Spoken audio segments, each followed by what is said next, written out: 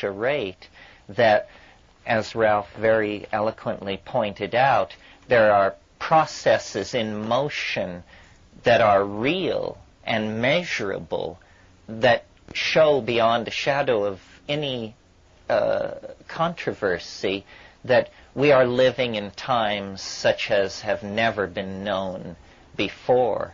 The dissolution of the ozone in the atmosphere, the clearing of the Amazon, the pandemic spread of diseases and information, the complete globalizing of the whole human family so that we essentially do live in a global village. What happens in Bangladesh and Argentina and Anchorage is all reported everywhere in the same day. The kind of ecotastrophes that Ralph mentioned, the AIDS epidemic is one of these. The AIDS epidemic, like the spread of nuclear weapons, another epidemic, have been a wonderful stimulus to sober thought about our condition. And, I believe that the Chernobyl disaster in the Soviet Union was really what turned the Kremlin leadership toward rethinking their foreign policy, because the explosion of a single power plant was like dropping a drop of ink in a glass of water and watching the entire glass of water turn slightly gray. And we're talking about the atmosphere of the only planet suitable for human life that we know of. And people just said, my God, when 3 Mile Island nearly melted down, if it had melted down and the federal capital of the United States of America had to be relocated 100 miles to the south, this would be a more ecology-conscious nation today. I mean, we got through by the skin of our teeth.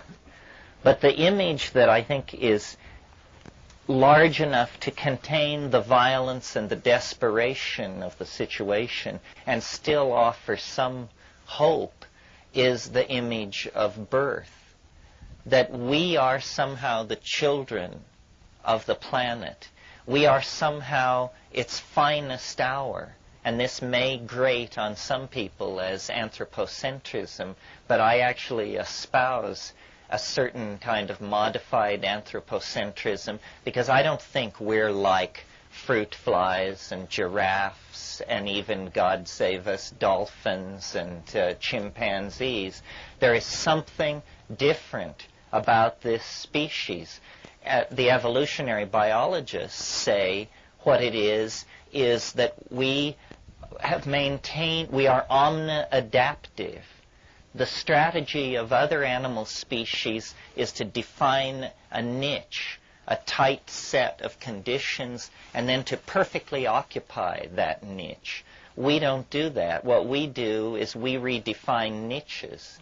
We remake things so that we can go there. We dress ourselves so that we can inhabit the Arctic. We invent fire so that we can keep it with us, so forth and so on. We are some kind of experiment that nature is indulging herself in, an experiment with the efficacy of epigenetic codes.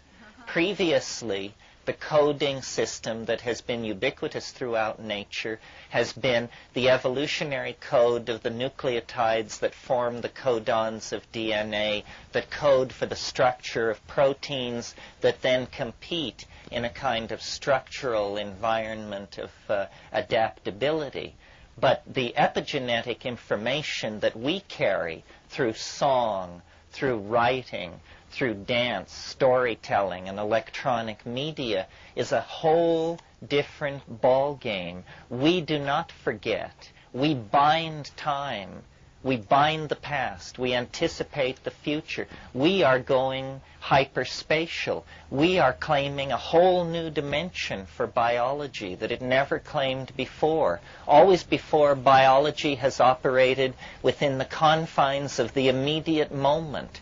But with the invention of writing and mnemonic skills, and still more so with the proliferation of electronic media, we are actually becoming a fourth-dimensional kind of creature. Our past lives. Our future is somehow with us. And you'll recall early on I said that the shaman journeys through time. The shaman is the paradigmatic figure for the future state of all humanity. What is happening is a birth process.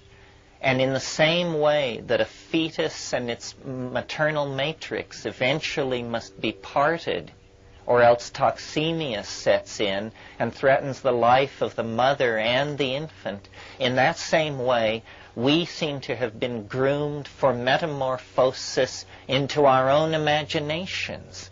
This is where we are going, and this is what our peculiar cerebral self-reflective property is about.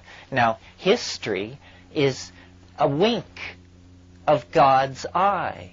25,000 years maximum, a geological instant, which begins with people chipping stone flint and which ends with people walking through a violet doorway into, what?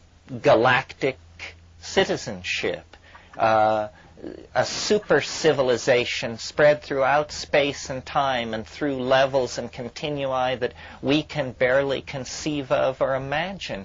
I mean, we are like Paleolithic man staring dumbly into his campfire and seeing there the shimmering towers of Babylon and Memphis and Athens and Rome and New York and saying, you know, what is it?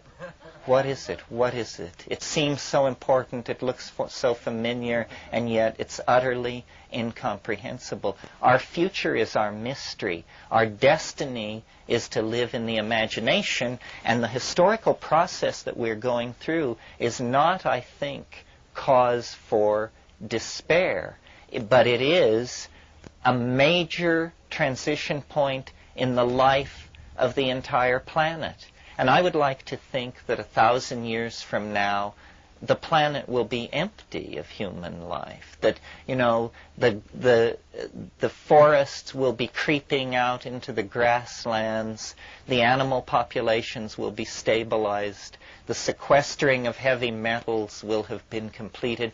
And the planet, like a woman who has just given birth to an 11-pound baby, will just breathe an enormous sigh of relief. And we, following our shamanic inclinations, following the self-transcending image of shamanic flight that leads us to build space shuttles and starships and L5 colonies, we will have followed our imagination into the unimaginable vistas of artistic creation that are our true destiny and home.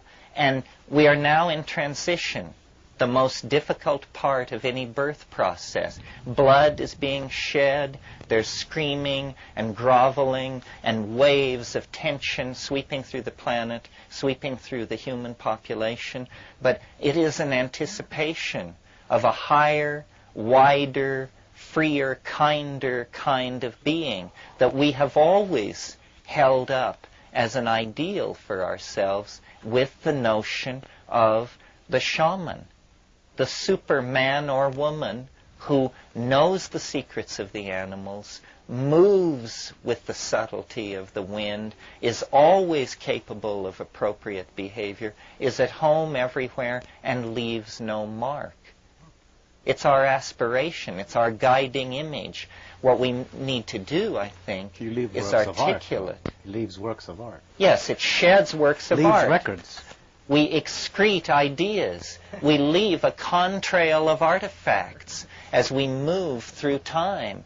And they're rotting in the jungles of Belize and Guatemala. They're parched on the sands of Egypt and Iran. And there are more artifacts ahead of us. An endless shedding of our architectonic and imaginary dreams as we move toward the quintessence, which is the self, which is this transcendent object at the end of time that has cast this vast shadow over our dreams, our poetry, our aspirations, our art, our self-image. And we can each know this here and now. The psychedelics put you in on the joke. You no longer are caught in the unfolding drama. You have